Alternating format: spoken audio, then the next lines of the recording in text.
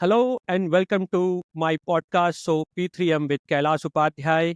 In this podcast, we dive into project, program, and portfolio management topics. And our efforts is to ensure that the community learn from our expert guests, from their experiences, from their lesson learned, and from the best practices they have implemented over their professional journey. Through this, we help the project, program, and portfolio community to gain knowledge and achieve the PMP, PGMP, and PFMP certification as well. And in this series, my today's episode topic is implementing agile practices in portfolio management. Now, to discuss and share the expert insight and to share his valuable knowledge on this particular topic, I have a guest, but I would rather call my guest as a best friend. Is Sriram Rajagopalan. I'm really sorry. I will rather say Dr. Sriram Rajagopalan. So let me introduce Sriram. Sriram have over 25 years of experience and lot of global certification from PMP, PGMP, PFMP, and practically I think so every PMI certification Sriram has in active status. More than PMI certification, Sriram has lot of certification into SAFE and many other. Probably I will not recollect the number of certifications Ram has done, and his contribution to Agile and his contribution to building skills and developing the community is great. So without being further delay on this, let me first of all welcome to Dr. Sriram Rajagopalan. Hi Sriram, welcome to my podcast. So P3M with Kailash Upadhyay. Thank you very much, Kailash. Thanks for having me. It's great to see you on this end of the spectrum on the podcast. So, Sriram, let's move on to the segment one of this podcast. Our topic today, implementing agile practices in portfolio management. Sriram, as we both know, agile at the project management level has already taken a lot of ground. The majority, I could definitely say that I think so every professional who is managing a project or they are using different framework, they are very much familiar with these agile practices, values, and principles. But I see nowadays the agile at portfolio management level is increasingly being adopted. So my question to you, how do you see that agile in portfolio management can be taken more deeply, can be inculcated into the portfolio management practices? Great, Kailash. That's a wonderful question to start this podcast with. One thing that I want to emphasize here, this is just from my thought process here, is the rate at which agility has grown up, even at the team level, has been kind of slow. It has not taken off very fast. And when you look at this from a basic standpoint, agility is nothing but self-organized team having working agreements to ask powerful questions. And when you look at that particular angle, most of the time Agile is targeting at small teams or mid-sized teams, and the focus is on delivering a unique product, service, or result, as you very correctly said at the beginning. And you work on time blocks like sustainable pace of 2 weeks and whatever that those thought processes are. But when you look at the portfolio level, the focus is changing because the objective of the portfolio is ongoing strategic alignment. Now, if I look at those three keywords of ongoing strategic alignment, ongoing means continuous, and value is recognized the operations element, and so there is a continuous element to this. So when you look at that angle and put with a 2-week time block, they don't tally. And then you take a look at the next one, which is about strategy. Strategy is about competitive advantage. How do I create a competitive advantage compared to the product, compared to the market segment that others are competing in? Which means you have to look at multiple forces, both from internal as well as external environmental forces. And we talk about this in multiple ways, like doing simple things as SWOT analysis, different forces that shape the market and stuff like that. So there's a lot of different frameworks around that particular section. But that's another thing that we need to start understanding about. The third element is about the alignment. Alignment means continuously looking, reprioritizing, rebalancing all the components that make up the portfolio. again, if you take a look at the components of the portfolio itself, they could be related or unrelated.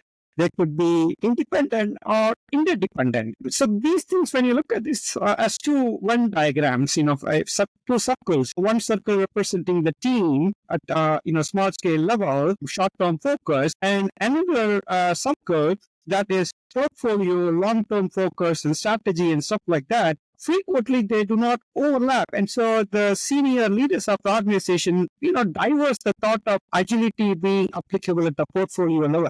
But that's a wrong mindset, in my humble opinion. I'm sure, you have experience in this domain as well. And the mindset about agile is it's a way of thinking. It's a prescription around transparency, inspection, and adaptation. And in the consulting capacity, as well as in my training capacity, I often ask various people in the global engagement, how does Agile Manifesto start?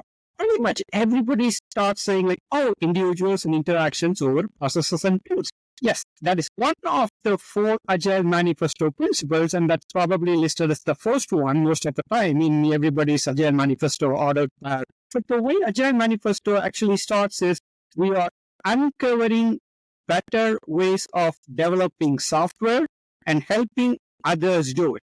So if I focus on the uncovering better ways, if you replace that software by just strategic alignment, Yeah, absolutely. I think so. This is a really great start, Shriram. And I would also like to tell you, you rightly said about individual and interaction over the processes and tool. That's not the only aspect of agile in portfolio management.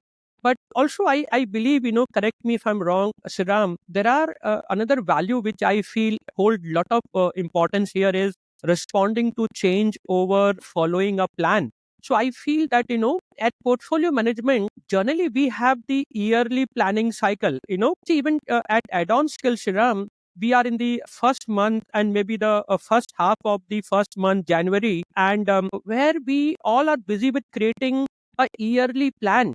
But what I feel with agile in portfolio management, I feel we need to respond to change rather than, of course, I'm not denying that we should not have an yearly plan. We cannot just think of only short-term planning because portfolio management is all about the long-term planning, looking into the vision and delivering the organizational strategic goals and objectives. And these when these goals are into multi-year, we need to definitely have an yearly planning cycle. So I'm not saying that let's not have an yearly planning cycle, but the one thing I'm saying agile implementation in portfolio management is these the strategic leader, the portfolio manager who have the responsibility to drive the organizational strategic objectives. They need to respond to change that is over just following a legacy or a very rigid plan. Because today's VUCA world, the volatility, the uncertainty, the ambiguity, and the complexity in this, especially, is so big as compared to the world we were 10 years back. Now the changes happening, whether it's any, you rightly said, internal and external enterprise changes are happening much faster than the pace of the changes much faster than ever before. So we need to respond to the changes rather than just looking into the to the yearly planning cycle. Am I correct to say that, Shriram, here? You are 100% on the mark because this is what the leaders are actually realizing. Long ago, they used to have this annual budgeting cycles. They will come up with some amount of money, but then things change. Examples, COVID happened. I don't think COVID was in anyone's budgeting process. Neither the AI related changes that's happening. When you look at the tariffs and taxes and inflation and many other things that are happening, nobody budgets for these things. So the leaders are realizing this. And now they are taking a look at this and say, okay, the market is shifting at a rate faster than we are able to keep up with. So we need to be able to respond to that rather than, follow whatever plan it is. And we need to foster a culture that is more of a fail forward culture. Like not just fail fast, but also fail forward. Like, okay, I have learned this lesson. And now what do I do with this? the faster the collaboration across the multiple business units within the project, within the organization, not the project, within the organization. And also, these things are really requiring innovative mindset. If there is intergenerational mix of audience at this particular point in any company. And so how do I foster that innovation and still put some governance and controls to ensure that we are able to move forward? So Agile portfolio management is realizing this and is waking up to reality. The things that they are trying to change at this point is also how do I move away from this annual budgeting thought processes, come up with lean funding mechanisms of innovative idea that I will fund. Some Absolutely. story mapping that I will fund and stuff like that. These things are all emerging and evolving at this point. Absolutely, Sriram. Sriram, I would also like to quote one of the 12 principles of Agile here in this segment to make the context of this topic very clear to the audience. One of the 12 principles which I have learned, and I see that, it has lot of, importance in this Agile portfolio management is, the business people and developer who are building the solution, they must work together throughout the portfolio life cycle. See, this is one of the 12 principles. Do you agree that the business people and the solution delivery team who are at the project and program level, do you agree with this principle that in Agile portfolio management, rather than having developer is working in silos and a strategy team is working in silos, so do you agree that there must be the business people and the developer must work together, they have more collaboration, that is that this principle can be very much implemented in Agile portfolio management, Shriram? 100%. So if I were to think like the business people as one eye, the developers people as another eye, if both eyes don't see, there is no depth of vision. So what I see and what you see are not necessarily wrong, but the purpose behind the value as to how we are generating is gone. And that's another reason, just to quote one more Agile principle, the best architectures and designs emerge from self-motivated teams. And this is the reason why at the portfolio level, leadership is very important. The leadership should provide a culture where innovation flourishes, collaboration is very much welcome. And when that is happening, business people and the developers or the people that are developing the solutions will no longer be diversing themselves like, you are so and so, I am so and so. Instead, we are together in this game together. So that concept definitely applies, Kailash. Absolutely, Shriram. Shriram, what let's move on to our segment 2 with this. We have, I think so, set the context that Agile at portfolio management level is taking momentum, and we definitely see and we definitely want these portfolio level stakeholder, the portfolio level team, they must be familiar with Agile. But in the segment 2, Shriram, let's talk about the benefit. How does incorporating this Agile into portfolio management enhances the organizational ability to achieve the strategic objective? Definitely, Kailash. So first of all, when we look at the strategic benefits, every company is going to be different in the industries. A healthcare organization like a hospital may be focusing on reducing the bed readmission rate, whereas a financial organization may be focusing, or banking industry may be focusing on collecting more capital so that they are able to use it for lending purposes and stuff like that. So the strategic objectives may change from one industry to another industry. But if you take some of these thought processes and look at this from a different angle, I always feel like, all these things add up to three important things. One is going to be the people, the profit, and the planet. To what extent these things are important to a strategic objective is only up to the company to decide. But I can share some examples from my experience or having worked with as a scholar practitioner researching some of these areas. I can share some ideas here. So let's take a look at this people side of the equation. When we look at people, it's the employees, how engaged they are, how connected they are with the strategic objectives and stuff like that. So from that angle, I can think of a company called Bank. This is a company that was based in Netherlands, if I recall that correctly. And their objective was obviously to improve the customer satisfaction. Products were, delayed, or they were not reaching their customers on time and stuff like that. And so they went researched about this. About 5-6 years of investment they actually spent on this. Because portfolio is not like a touch a button and everything magically happens, right? It takes Absolutely. Absolutely. true. Yeah, I hope we are all on the same page on that angle. And now, on the portfolio level, what they came and did was, okay, we have to change, just like what we were talking about, some of the way we fund the projects. We don't want to just fund the projects just for the sake of funding them, but, project-based learning, what kind of learning opportunities you would like to have and stuff like that. So they came up with a couple of important strategic objectives. One was to increase the time to market. The other one was to actually increase the customer satisfaction scores because they were tanky. They were not necessarily where they wanted it to be. And they looked at their organization and they brought everybody trained on the lean portfolio management thought processes. And they looked at all the different organization members and reduced the number of people.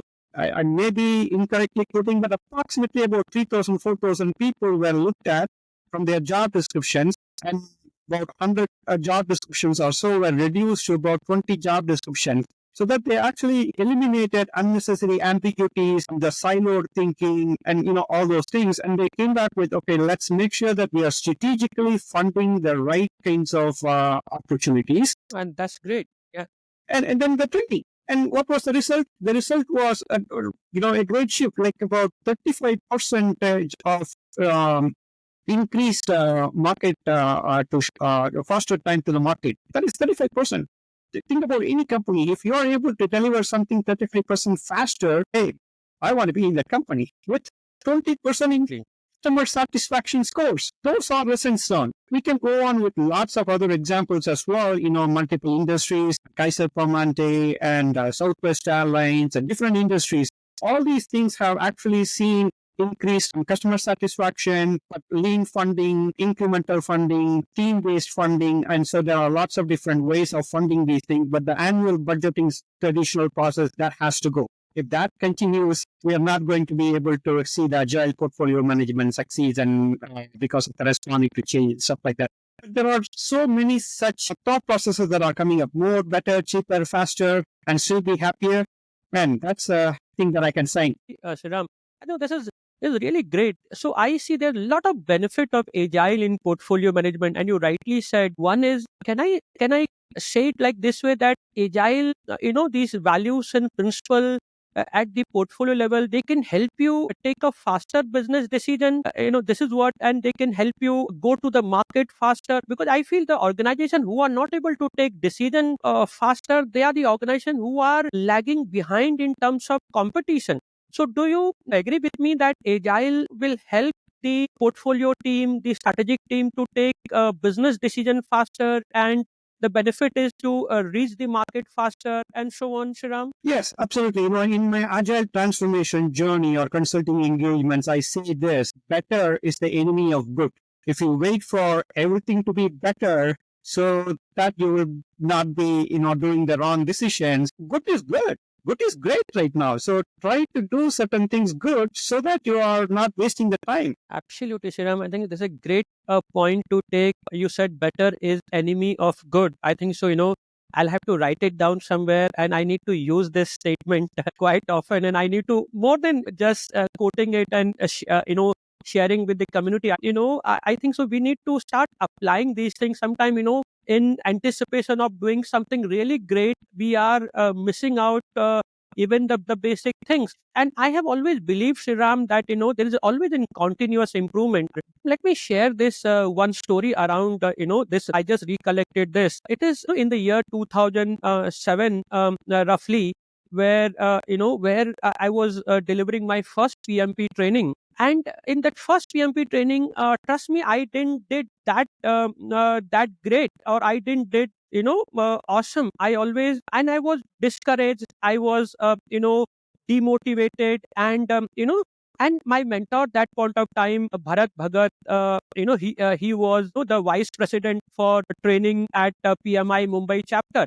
He encouraged me, Kailash, and it was very similar to this line that better is an enemy of good. He told me very similar statement, saying that, Kailash, you are good. Probably you were expecting that you will be awesome and you will be getting standing ovation. People will be clapping for you. People will be taking your autograph. He said, Kailash, in fact, you should always feel that there is lot of area of improvement. You should always feel that there are, you have not done good. I agree with this statement where you said, let's try to do good thing. Let's not, and of course, try to be great, but be satisfied with what you have done so far and keep going more detail. Is that correct, Sriram? Well, that is absolutely right, Kailash. I'm sure you remember this Shuhari principle, right? Yeah. So where we talk about we learn something and then we apply something and then we create new knowledge. When you take it, the Shuhari principle, when you go through this thought process, the idea here is not necessarily to know everything, because there is no such person that knows everything. Even now, I've delivered so many PLP trainings, 3GM trainings and stuff like that. But when I read those Pinbox, to me, Pinbox is standard for program management and portfolio management. These things are more like a Harry Potter novel to me. When I read, every time I see something, that's what they're talking about. When somebody asks me a question in the training, then now I understand why this connects to that. So there is always going to be knowledge that we will get. And there is sometimes the leaders of the training, the coaches and stuff like that, they're a little bit hard on themselves, just like you are hard on yourself, like, you're getting demotivated and stuff like that. No, that's not necessarily the case. Because in my humble opinion, guided continuous improvement means you are on a continuous learning journey. The journey never stops. Absolutely. And Shriram, it also remind me of one of the 4 values: customer collaboration over contract negotiation. So what I see, I want to share my experience around this value as well. Shriram, what happened, we also have some vendor, we work with lot of vendor, and on our website we were getting a lot of spam. And when I went to this particular vendor, I said, isn't there any way where we can protect? Because, in that junk data, we were really missing out the real customer information, the real customer request. And when I went with this vendor, he started telling that it's out of the scope. Let's negotiate the contract. This will be delivered as a new change request, and this change will be costing so and so amount of dollar and amount of effort. And I said that, boss, this is your job. I'm not asking a new business increment. This is not a business increment. My existing feature and function is not behaving properly. So rather than collaborating, as a customer, rather than collaborating, rather than understanding the business problem, he started negotiating a contract. He said, we will do, a separate business case for this change, and we'll renegotiate the original, the budgeting, the original schedule. I said, in the Agile principle, correct me if I'm wrong, in Agile, we always adapt to change, and through the customer collaboration, we try to add business value for our customer. Now, do you definitely see that? I think so this organization, this vendor is not familiar with Agile, and especially in the portfolio management. So do you agree with me? Customer collaboration holds lot of, I'm not saying contract negotiation is not important, but do you also agree with me? The collaboration with customer is more important as compared to contract negotiations. Absolutely, Kailash, because if you take the customer part of the equation out of a business, then there is no need for the business. That's the reason why we say customer is the king, right? I mean, I have a similar example, but a slightly different example in a healthcare setting. I was working with a client, and of course, this was a large program. And so this program was about how to actually market some specific drugs for acid reflux. And this was primarily targeting adult population. This was coming out of the intellectual property rights. They have a patent. Sriram, and Sriram, sorry to disturb you here. This problem, I generally have lot of this acid reflux, and I think so. Please do give me a solution or anything if you just for a personal health benefit as well. I'm sorry to interrupt you in between. Please go ahead. No worries. Just so that you know, my doctor is not MD degree. It's only a PhD degree. So take that with a grain of caution. But going back to that thing, so this this drug was targeted for adult population, and no one told me, but I was reading about this in the market and stuff like that, and I came to realize that that particular drug was running out of its patent life cycle. Like every drug is patented for 17 years, 25 years, and stuff like that. And this was coming out of that particular patent life cycle. So I went back to the client, and there was no contract per se at that point. I went back to the client and asked them, like, hey, I'm seeing this. What are they doing about this? Because once this particular contract, this particular patent runs out of its runway, what else can I do for you? And here is the suggestion. Are you looking at other ways of marketing this particular drug? And I'm seeing some information about how potentially this similar drug can be created for a population that is targeting children. This is all something that I did my market research. I went back and I asked them, and immediately they opened up and said, Sriram, I'm so glad you brought this up, because we are actually introducing another drug, but similar indication, same kind of acid reflux problem, but for children, because even children have the acid reflux, teenagers, and Absolutely.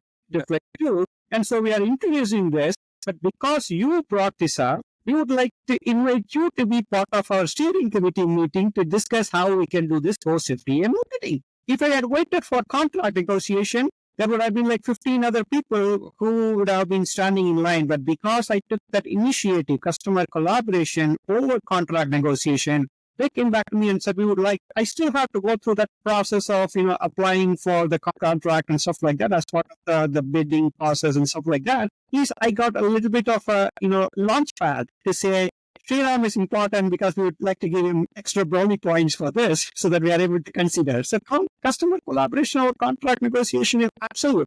And I think that also reminds me, it's like a customer centricity. You being a consultant, you being an external subject matter expert, you went beyond your, and that is what is, I think, so missing at portfolio management level, Sriram. Where today's leader who are managing the strategic portfolios to drive organizational goals and objectives, they are missing this customer collaboration. They are missing that, the customer centricity angle of agility. They're still thinking more from a tactical perspective that, okay, solution needs to be delivered much faster by using certain framework. But Sriram, correct me if I'm wrong, Agile in portfolio management is not about framework, not about Scrum or SAFe or any other framework. Agile at portfolio management is all about this customer collaboration, adding how can we give the business value, the business increment faster to the customer. Can I say that? Absolutely, Kailash. If you take a look at this framework, a framework is nothing more than a simple recipe book, for instance. I'm making it simple, maybe a cookbook, a recipe book, how to make certain things. And that's pretty much what a framework is. It gives you some guidelines and guardrails and, stuff like that. But when you're talking about strategy, product development, we're not talking frameworks over here. When we are talking about customers, we are not talking about frameworks here. And none of the children actually are born with the instruction booklet that says, if I'm crying, this is how you treat my pain or whatever it is. Every parent has to come up with their own thought process of how they treat their child, right? And so the same logic applies. The problems are going to be different. It could be same, it could be, different. It could be similar. It could be, completely not related at all. So portfolio management is all about the leadership seeing the unseen, even before the customer comes and says, this is the problem. So take Apple, for instance. I'm using Steve Jobs as a classic example over here because we all know Steve Jobs and Apple. How customers went to Steve Jobs, knocked on their door and said, we really need an iPhone. Please build one. Nobody did. Nobody did that. In fact, most of us just consumed what we are given, but it was that leader who is thinking what would I do differently for the customers so that they are going to be with me? So customers are seen as the first entry point. The lifetime value of the customer is what Steve Jobs saw. Did not see the profit. But what he ended up actually getting is much more than the customer lifetime value, because people don't want to switch from Apple to, other phones at this point. And if anybody is listening to Samsung or anything like that, you can say the same story also. But the thought process is pretty much the same. Nobody went to Samsung and said, I would like to have a fold or a flip.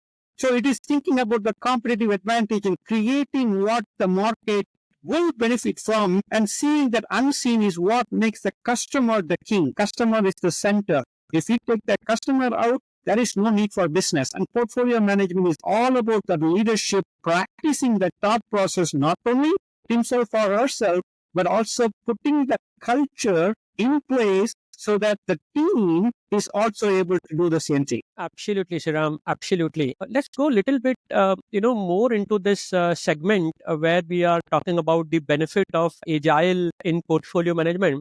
It also remind me of another principle, Shiram. Simplicity. There's a principle. One of the 12 principle of agile manifesto is simplicity. The art of maximizing the amount of work is not done is very, very essential. What I have learned from this principle is focusing on the business imperative, focusing on the high priority initiative, and avoiding unnecessary complexity into your, the product and service portfolio which your customer are using. So, this principle at portfolio management is very, very important, Shriram, which I personally feel. And in my, even in add-on skills in the training portfolio, we always see that how can we make the training deliver the maximum value, or entire the training initiative add value rather than giving things which the customer are not going to use. So focus on what is really going to add value for the customer. So do you agree that the usage of this simplicity principle in agile portfolio management, Shriram? 100% Kailash. When it comes to this, because I was managing a program management office, I will tell you one thing. Many times people will come to me, both the clients as well as, the sales people will come and say, hey, we need this, we need that, and stuff like that. So there are two questions that I ask them. One is about, like, what's the business need? Justify the business need for this. Like, why do you need that?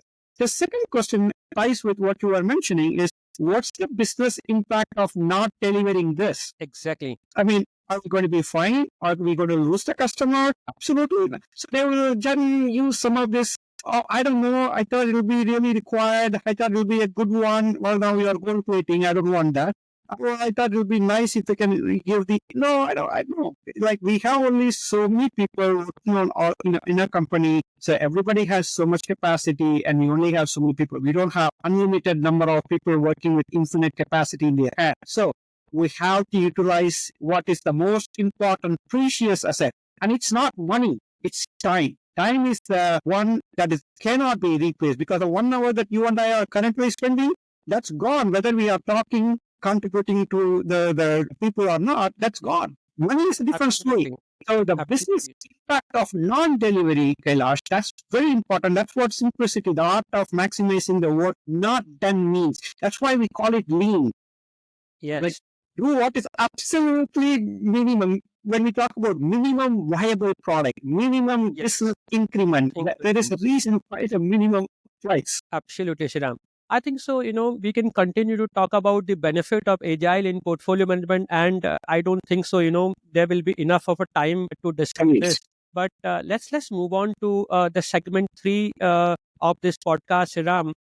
I always believe that with great benefit comes great challenges, and I would really like to ask you, Shriram, what are the challenges do you see when we are transitioning to agile portfolio management practices? The first and foremost, Kailash, is the culture. I think you and I have already, alluded to this. In fact, directly even mentioned this. The culture should be pervasive, nourishing, and stuff like that. First thing is the culture. And let me tell you one thing, based upon my own knowledge, and this is Sriram talking, culture is not always what we consume, but also what we produce. So if we are not self-organizing, if we are not learning, if we are not educating ourselves, we are not constantly on the pursuit of knowledge, we are becoming the weakest link. So the strength of the thing is determined by the weakest link. So culture is not necessarily what we consume, but also what we produce. It's a people at the leadership level or director or senior vice president level, when they are actually embracing the agile portfolio management, the traditional thought process comes in, like annual budgeting. I don't want to fund a R&D initiative. What if we fail?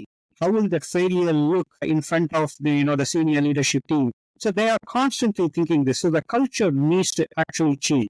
And in order for culture to change, the leadership has to actually get a lot more training. Nobody becomes a leader just because of the title. And I'm sure you would agree with that, Kailash, right? Absolutely, Sriram. Absolutely. And it reminds me another principle of Agile, Sriram, around the culture. Is a principle called building a project around motivated individuals and give them an environment where, that foster their involvement, that foster trust to get the job done. I think so. This is the cultural aspect only, right? As in portfolio management, we need to have that culture where we build trust, where they trust us, they can come freely to us, and they can share the impediments, they can share the issues they are facing, or the risk which they want to escalate to you. So this is great point what you said, Siddham. Of course, that one challenge which even I have seen, the cultural resistance, especially at the portfolio level. I see some of these leaders, Siddham, are still using the legacy mindset, the command and control way of leadership. They are not willing to change. So the cultural resistance is the biggest problem, and they do not think of, the motivating the individual, building the trust, and this principle holds lot of value. And when I do consulting into some of the, even in a pharma organization, I remember that one pharma, unfortunately I didn't got that client and I never got chance to work with this customer. But I remember this, Sriram, I got a call to come and meet the client and the portfolio team. And this is a pharma client. I'll not say client, but the pharma organization. Session. They invited me and they said, they want to use Agile in portfolio management. Okay. Now they have heard of Agile a lot because it is a buzzword. It is, we cannot just go away from this Agile things, Agile philosophy and so on. So they invited me. I went to them. There were some 10, 20 people, the kind of board of director people. They were sitting, and when I started telling them about, delivering a small increments in a multiple iteration, the biggest showstopper, the biggest concern where I couldn't, when I told this thing, what I'm going to tell you here, Sriram, when I told them, empower your team, let them take a decision because they are going to deliver your solution, your pharma solution, whether it's a medicine, whether it's a injection, whether it's some medical patch, or whether it's some tablets. When I told them these different portfolios you have, tablet portfolio, syringe portfolio, syrup portfolio, or maybe some vaccine portfolio, I told them, why not you give, the team, empower them, let them take the decision, let them make their own plan. And there I saw the lot of cultural resistance. They said, no, we will create the plan. So they are still not willing to accept the whole agile, the value system, the value stream mapping. And this is what, and when I started, and then I said that, I will probably not able to work with you because if you want to use the selective thing, if you want to only use a few things with, you already know, then why you need me? Then probably you already, if you think that you are doing everything great, and if you want me as a consultant, you invited me to come, and I feel, they told them, at least give it a chance. What, and you will learn and see your team will become more empowered. They'll able to deliver. They will get confidence because they are engaged.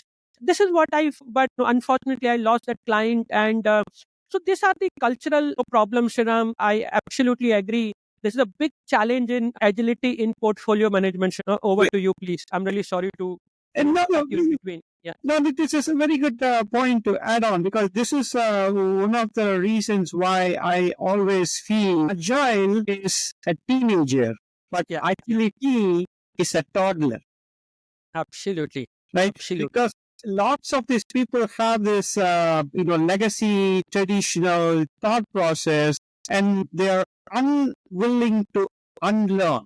When you are not able to unlearn, there is no capacity for new information to come in. A challenge both at the leadership level as well as at the team level, because there is a skill and competency gap. Now, skills are learned. Absolutely. Competencies are earned. Just because you go through, you got a PMP does not necessarily mean that somebody knows everything about project management. I can tell you, although I am practicing these things more and more and more, the more I practice, the more I understand how much little I know. So I try to constantly, keep going into this competency alignment. So the other thing is, when it comes to leadership, there are four I's that I normally come and say, this is not my eyes, but these are the transformational leadership, which is about individual consideration. How are the people better off in my organization because they are working for my organization? So you need to constantly build them up, like individual consideration. And then the next one is about intellectual stimulation. AI is coming, new market research is coming. How can we do better? How can you improve throughput? And this is when you are talking about enable, you should enable the people, empower them to make the right decisions, and engage them to actually fail forward.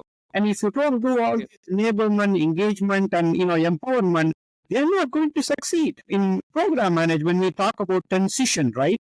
The benefits have to be transition. And if you don't transition, what happens? It cannot be sustained. Absolutely. It cannot be Yes. sustained. So the capacity planning, the transition planning, the succession planning, all these things should always be in a leader's mindset. The way they will stimulate these things is by doing inspirational motivation. You are better off. You can do these things. It's okay to fail. Let's learn the lessons and continue to move forward. That's the inspirational motivation. And nobody is going to do all these things when you don't do anything. That's when the idealized influence come walk the talk.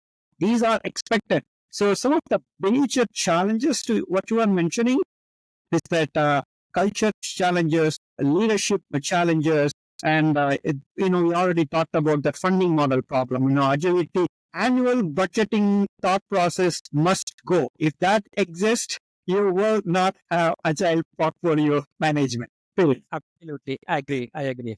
Then the skill gap, metric bias. The other one is the metric. I'm connected to a specific metric. I want to measure everything by this one particular metric, but that metric does not make any more sense. I agree with this. See, the metrics are the portfolio level. The people are using, the tactical metrics. The metrics at the portfolio level, correct me if I'm wrong, is more about what they are able to deliver to the customer, not about what is the product they are able to deliver. Actually, it's more about, the customer thing, not about just building a product, but, the value they are able to realize. So that is what I believe the metrics at the portfolio level are much different than the project level. Project team may think of, okay, I delivered so many story points in an iteration, in a sprint, and that is what is the matrix of the success. But I feel at the portfolio level, these KPIs should be more business centric, and the challenges which you rightly said, the portfolio team are not able to define the KPI, the matrix which are a business centric. Am I correct to say that? That's one of the biggest impediment or challenge that I'm talking about, because at the portfolio level, you are talking about objectives and key results. You're not going to come and say, yeah, I'm consistently delivering 10% more in my velocity every iteration. My next question is, so what? How many new customers did we get? How many existing customers are happy? How many existing customers are giving referrals? Absolutely. I think this is great, Sriram. This was, I was about to say here, thanks you said that. People are, the portfolio level, they are not thinking these business centric KPI. They are not thinking of, referrals. They are not thinking the customer endorsement. They are not thinking of how much, the value you're able to add to the customer. At add-on skills, Sriram, and you are the integral part of add-on skills training portfolio. And we always have, our strategic discussion. I think so, Sriram has always been around how can we, a lot of time we have always, the majority of the meeting time we have always given around the focus of what can we do more to add value for the customer. And I think so we both believe that when our customer are satisfied, when our customer get value, and it is not necessary that they got certified on their first attempt. I still don't think that, just through training should be done only to achieve some certification success. But I think so, the value which we are adding for the community, Siram, is how much they can apply this project management, program management, portfolio management in their day-to-day practice in the P3M domain. That matters more. Sriram, do you agree with me? Oh yeah. I absolutely agree with you. So one of the things that I tell as a trainer, as a coach, and stuff like that, mentor and stuff like that. My objectives and key results are collecting as many thank yous as possible, like 10,000 thank yous. That's pretty much these are meaningful thank yous, not like no thank you kind of thank you. But I made a change. You made a change in my life. Not just in front of camera, maybe there everybody, nobody wants to maybe directly hurt you, but the thank you from the heart where post their certification. And Shinam, I would like to tell you this, a lot of people who I have trained who got certification success, and after every success I tell them, I'm still not happy, but don't thank you me after you have got certified. And I tell them, if after a year, if you call me back and if you say thank you, Kailash, that because of the training, I was able to influence my stakeholder positively. Because of you, I able to motivate my team. Because of this training, I able to, deliver more business value for my customer. And if you say, I'm sorry. If you say thank you to me for that thing after a year, that is a meaningful thank you to me. Not just because you paid me, I delivered my job, I did my training, I supported you maybe in your application and so on. But what matters most, today, Nashiram, is adding that business increment, that business value. Those metrics, this is the way I think so. You and me judge, our effort, what we are doing for the community. Right, Shriram? Oh, yeah. That's exactly what I'm trying to, we are making a difference, not just by doing the training, but by giving additional value, like a blog article, like a book that we are writing that are, you have published a book, Excelling Program Management. I have published a book. Why? Not necessarily to make our name, hey, I'm one more author. That's not the thing. But those people, Absolutely. when they read it, when those high school students, when they call me and say, I was able to speed up the process of my college application process faster or better because I went through your project management training. Or a PMP candidate that called me and said, I finished my PMP, but that's not why I'm calling you for, but I got promoted because I made a business case for this. Those are making a difference to me. And that's what portfolio is about. Portfolio management is a complete different paradigm shift in our thinking. Absolutely, Shriram. And Shriram, yesterday only, and you are part of our WhatsApp community as well. There's a guy who cleared the PMP exam. His name is Hitesh Arora. Let me tell you, he did the fourth certification with add-on skills. Okay. Let me tell you the sequence in which he did the different four certification with us. First, he did PFMP with us. Second, he did PGMP with us. Third, he did RMP with us. And just yesterday, he cleared the PMP certification with us. And during this entire last 2 year of engagement, I'm sorry, last 2 year of engagement with him, it's not just because we were always in touch. The customer, we were always discussing how we can add value to each other. He said that, Kailash, I'm a little bit still very, very amateur kind of thing in the agility concept. And he said in my portfolio, he works in United Kingdom. He said in my portfolio, Agile. So that's why I asked him to also join the PMP and use because in PMP, 50% of the Agile influence in the PMP certification. And yesterday, after he cleared his exam, he really told me, Shriram, that this training was really an eye opener. Though I didn't did that training, our other colleague did that training. But we guided him to the right certification, and he was happy. He never felt that we asked him to. We never did just to take more money from this customer. And we have lot of such use cases, Ram, where people comes to us, repeat customer. They did. I can at least tell you 50 to 100 people who did four certification, three certification from add-on skills, because we always measure our success not by delivering the training, but how much we can build the knowledge. So this challenge which you really highlight, in the portfolio management, the metrics were not defined correctly. You rightly quoted that, at agile portfolio management, our agile portfolio management matrix should be, you rightly quoted, the repeat business you are getting from your customer, the endorsement you are getting from the customer, and the motivation you are getting. Sometimes, these people who are keeping me, probably when I was part of some big corporate organization, my annual CTC was much higher than what I'm earning today. But let me tell you, Shanam, today I am a more satisfied person. I am a very happy person because these calls with people saying that, Kailash, it is you who have shaped my leadership career. It is you who have, guided me to the right, things to do, not just in terms of certification, but where I keep consulting them. We had lot of meeting other than the certification achievement or certification objective meeting. We do lot of meeting with our customer post certification. And that is one thing, the must for add-on skills. We always tell in our training, Sriram, and you always a part of that training initiative. We always say that, it's not just a training engagement.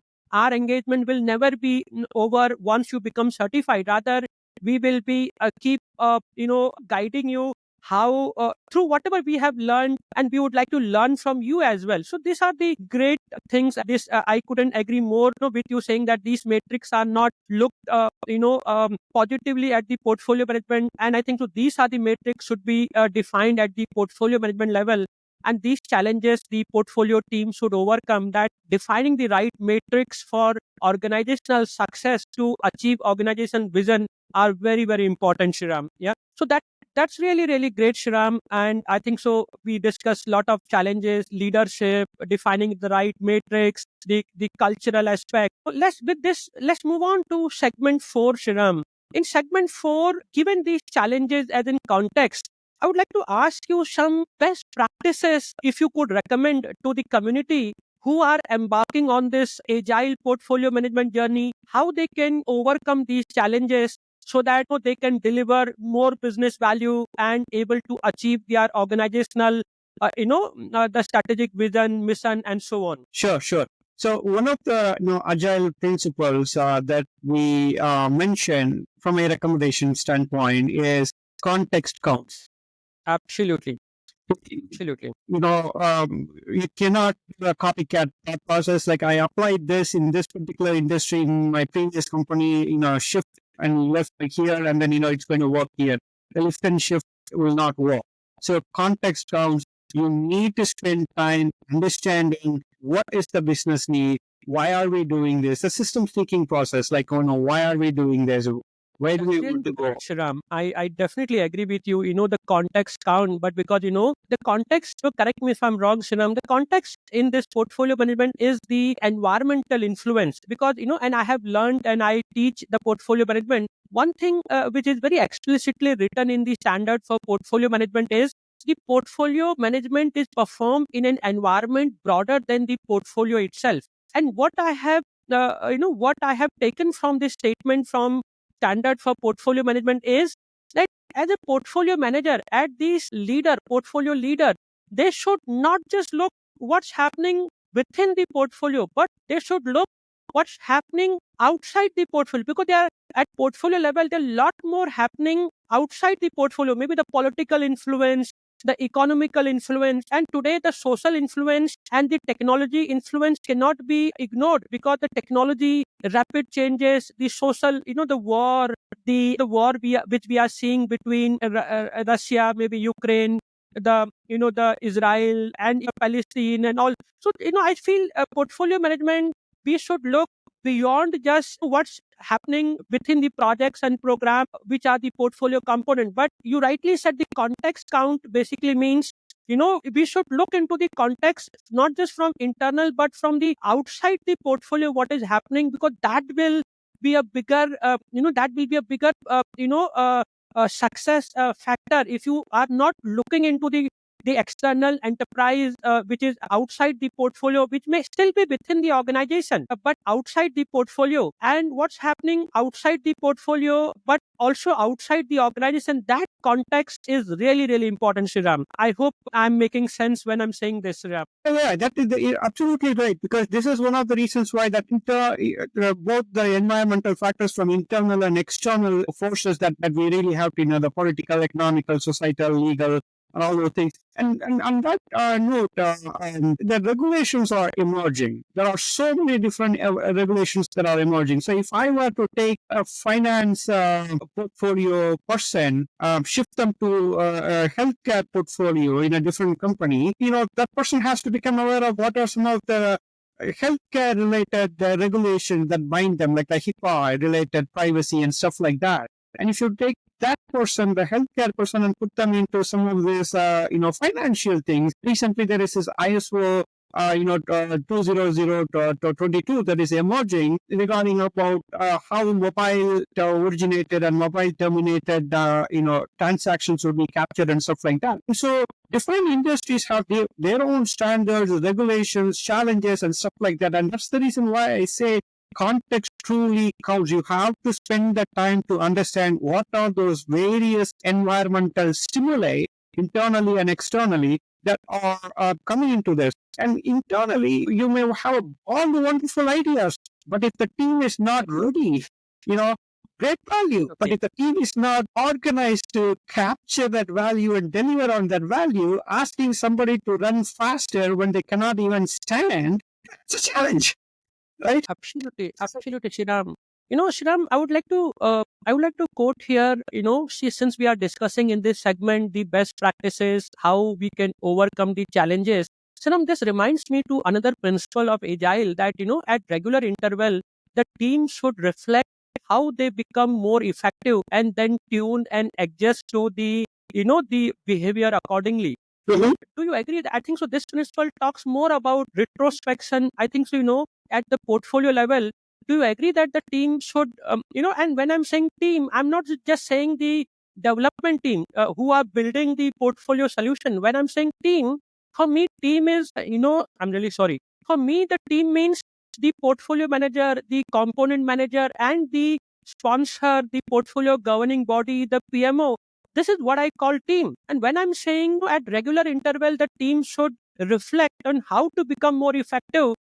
I feel, then they can empower the development team. They can share the strategic oversight. Then they can, I will tell you, Shinam, then they can actually overcome the challenges, what we said, the cultural barrier. Because when they, and this is another thing, I think, to JAD, joint application Joint development. application development. Yeah. Mhm. Software industry, where we say the architect who are developing the software and the business team should work together. And this is very similar concept where it's saying that where the portfolio sponsor, the portfolio team, the component team, they should work together. They should reflect so that they can overcome the challenges, the leadership challenges, what you said, the define the right success measures for the organizational delivering the organization objective. Do you agree that Sriram, retrospection, regular reflect and adjust things hold a lot of importance in overcoming these challenges, Sriram? Yes, absolutely, absolutely. Because the retrospective is exactly looking inside, reflecting to see what happened, why it happened, what could have we done to prevent this, and what could we try to address this in the future, and that kind of a thought process. That's what reflection is. Lessons are learned every day.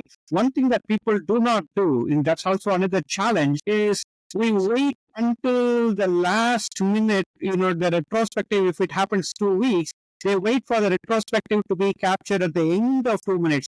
That's the last opportunity. But lessons are learned every day. Today is the day. Make the day count. I always tell, don't count the days, but make the days count. Make sure that you are actually capturing the lessons learned, because what you learned today may be immediately relevant to me tomorrow. Why do I have to wait for this capture 2 weeks later? The window of opportunity for me to learn from that is gone. And Shriram, you rightly said this challenge is today people are counting the days rather than the days become productive. People are saying, okay, how many man days they have effort so that they can bill it to the customer, but they are not saying that how much value they can give it to the customer. I think so. This agile at portfolio management is still though people have started realizing that we need a complete, you rightly said, paradigm shift. They need a complete change in the mindset, because agile is all about these mindset, these values, these principles, rather than the framework that we are continuously discussing in this training. And that is really, really great point. Don't count the days, but make the day count by how much you able to make the customer happy, how much you able to deliver the business value for the customer. I think so. This is an awesome philosophy, Siram. Trust me, I'm learning. Though we have had so many discussion, but in this podcast, there are so much to take personally for me. And if I able to take it in my portfolio management practices, then it will definitely will give me a lot of business increments and so on. So thank you for sharing these experiences, Sriram, with me and for the community as well. Yeah. Definitely, Yeah. Kailash. Always. Yeah. So, Shinam, around this best practices, when we are talking about overcoming challenges, this question I comes to my mind. There is a principle around self-organizing team. We say the best architecture, the best requirement, and the design emerge from self-organizing a team. This is one of the 12 agile principle. And so, what I have understood from this principle, and when I try to apply this principle in my portfolio management practices, I feel that when I am any portfolio, whether it's a training portfolio or whether even in this podcast portfolio or whether a portfolio of writing some new book, there are different portfolio where I have different strategies, where I have different efforts. But this principle in every portfolio always remind me that self organizing a team, and I would like to learn more from you here.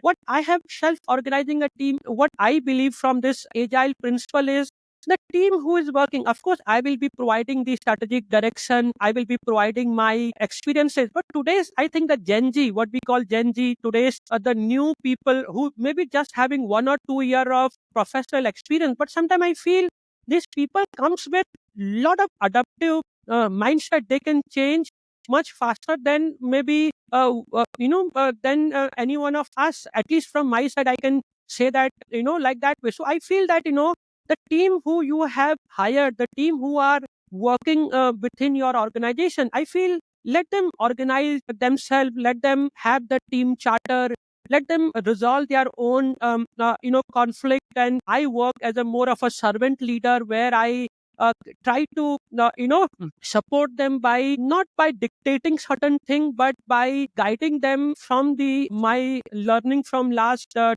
decades of being into the industry. So do you agree that when the team is self organized, again we can we can overcome lot of challenges? This is more what you said, leadership challenge. I'm connecting this principle to the leadership because today's leaders are not thinking. They still are the command and control philosophy. They still wants to hold lot of power with them. Rather, let the team get organized themselves. Correct me if I'm wrong, Sriram. Right. And this is something that we just talked also because of 3 E's that I mentioned, like, the enable people to do the right thing and then empower them with the right amount of decision capacity. Let them fail. It's okay. Only with the failure they will learn. Regardless of how many times you keep telling, don't do this, don't do this, don't do this, people will do this. Right. And so let them, empower them. And then the third thing is engage them. Like, okay, what did you learn? How would you avoid this? And this is the way, like I mentioned, the leaders create leaders. Absolutely. Right? So in order for me, again, I tell you this is my definition of success. I'm not saying everybody should prescribe to this. My success lies in how I eliminate myself. Okay, can you elaborate that? That's really interesting. Sounds very interesting, Sriram. Right. So, the more I do the same thing, the more people depend on me. Okay, okay, People got it. depend on me. Right. So I am becoming more like that answering machine. Repeatedly, I'm answering like, okay, you just do this. Okay, do this. Don't do this. No, But you are not that good in Sriram, and sometimes I feel I also sometimes eliminating yourself, because sometimes these traditional leader, they think that they think that they have the most of the knowledge, and somebody who is new to the team, how can they do better than us? But we don't see the long term perspective. So this is really really great. I this is for a lot of people, this is going to be eliminating themselves and empowering the other is a big challenge. Correct me. it is not going to be easy. But I'll tell you, the more you do that, the more invincible you become for them. Absolutely. So then, I agree. Yeah, yeah. and so the organization will come to you, but you will be doing something different, better, and stuff like that, and then you will become more like the reference power, the expert judgment. We call all these things. Even in the PMO, there is a supportive PMO. We always say supportive PMO is the best PMO and stuff like that. Why? Because the people there are meant to be coaches, mentors, trainers, facilitators, guides. It's not like tell me what I should do, I will do it. Because if I am going to constantly do that, I have news. That's the kind of project management. That's the kind of people that can, easily be automated. But the more you are becoming the expert, the more people will come and ask you, okay, if I have to emulate your thought process, what do I have to do? And you will never be removed. The more you actually do these things, the better you will be. And that's what I try to do. I give it back to them and say, okay, now that I have given this, solve this, figure this out. And then leaders are creating leaders. Absolutely, Sriram. I think so. This is going on really great. This podcast, there are a lot of things to learn. I'm personally enjoying. We are already discussing from last I think so 75 minutes now. But in my last segment, I have one more segment, and that will be the last segment of this podcast. Sorry to hold you for that long here. Sriram, in the last segment, I want to just check with you. Do you have any case studies or any success stories where you have seen the organization has started adopting the agile practices, the values and principle into portfolio management, and what are the outcome they have seen from becoming more agile centric portfolio management practices, Ram? For sure. Again, I myself have practiced discipline agile, for instance, and to some extent safe thought processes. And I will not be able to, provide them because of the confidentiality agreement that I have with them. I'm sure, yeah. However, I can quote one of the case studies. I'm sure some of you may have known about this company called Whirlpool. It is an appliance, industry. Appliance, yeah, home appliances and so on. Yeah, absolutely. Exactly, washing machine, dryer, and stuff like that. Yeah.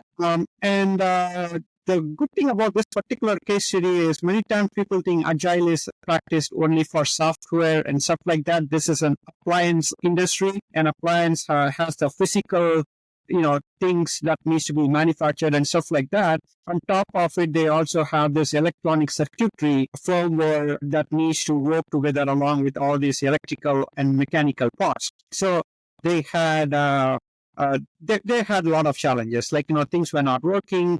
The circuitry was not working correctly, and then when it was working fine, it didn't fit into the physical model, and lots of things, so one by one. So they were feeling like, okay, we are getting our products not working fine, or spending more time, so it's taking more time to actually deliver these things to the customer, and so customers are not happy. We are not able to get these things in terms of revenues and stuff like that. So profitability was tanking too.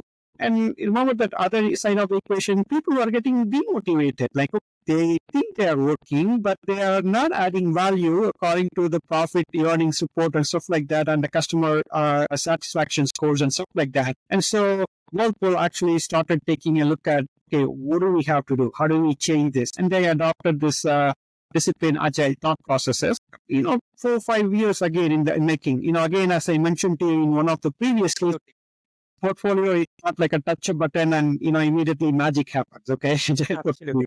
So you need to spend investment. Remember, we talked about that annual budgeting has to go, where you have to spend money on incremental innovations and stuff like that.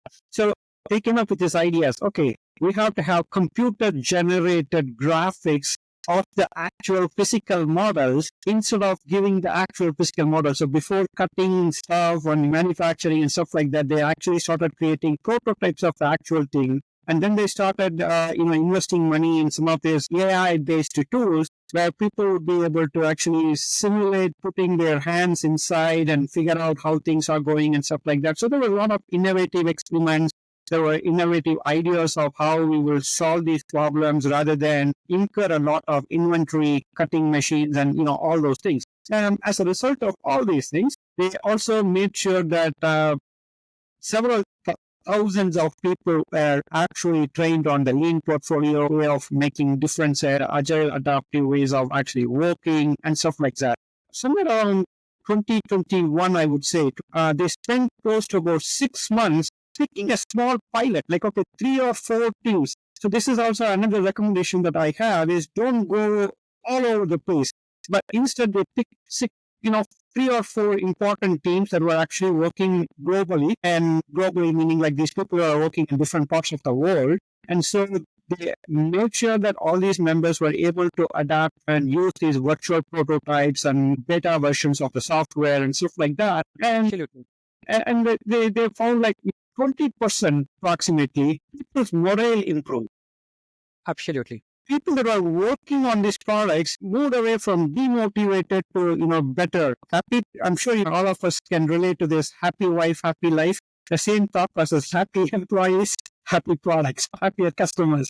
So The first one, I think so, everybody can resonate well, happy life, and that's really, really great. Shriram, this remind me of an agile principle, something called sustainable development. The sponsor, the developer, and the user should be able to maintain a constant pace indefinitely. This is what I think so, the context which you're trying to bring it here, that, and also you rightly said even in your earlier segment that to overcome the challenges we should start small.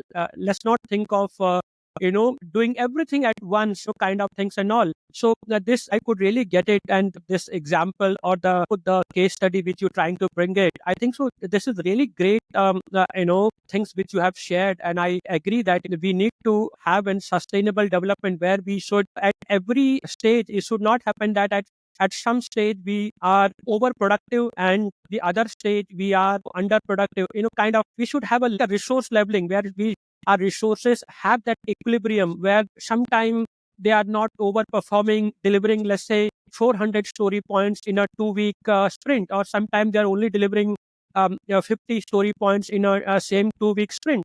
That is a problem. And I think some of these principles, if we try to apply for sustainable development, and if we as a sponsor of the, there are a lot of funding organization, because the portfolio is influenced not just by the performing organization, Sriram. The portfolio is influenced by the customer, the vendors, the regulators, the funding organization.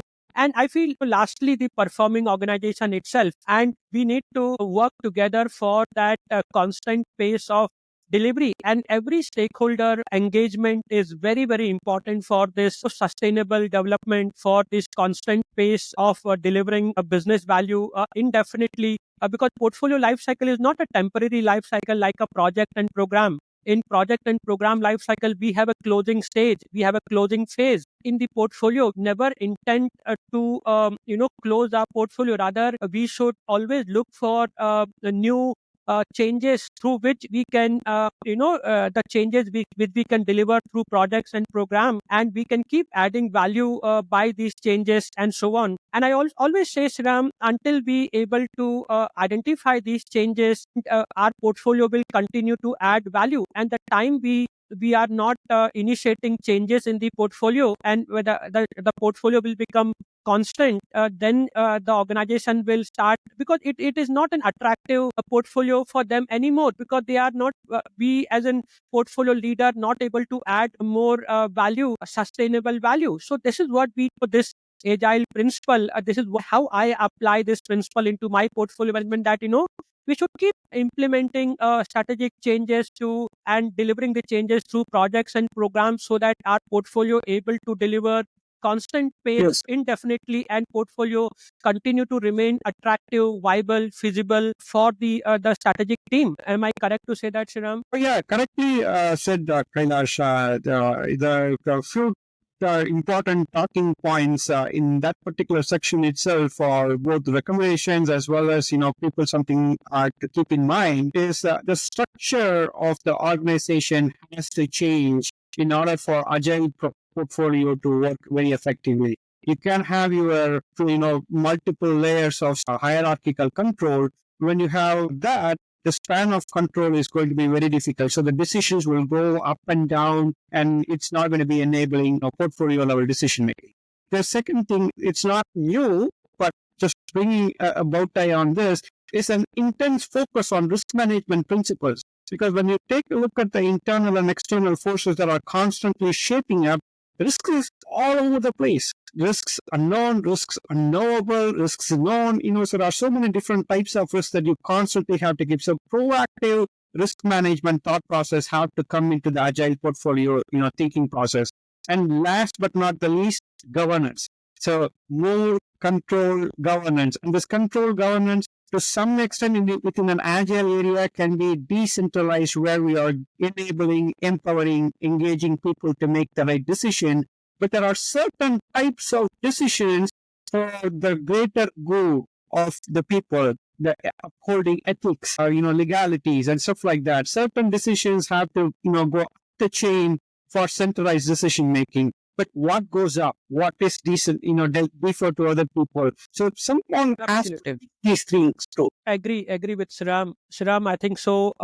It's almost 90 minutes into this discussion, and as I said earlier, this is such an interesting topic, and there's so much to keep talking about this topic and the way we are applying agile into our portfolio with our consulting experience and all. Every good thing has to come to certain Yes. and I would like to first of all say thank you to you, Shiram, for spending your time with us, and especially for a community. But I really don't know how many people will be listening to this podcast, and this podcast will be reaching to them. But one thing I definitely can tell you, Shiram, personally, this last 90 minutes are the best time of the week, entire week I have spent, where we have I have gained a lot of through this discussion, through this collaboration with you, Shiram. I can really think of I have improved a lot in just 90 minutes, and a lot of bullet points, a lot of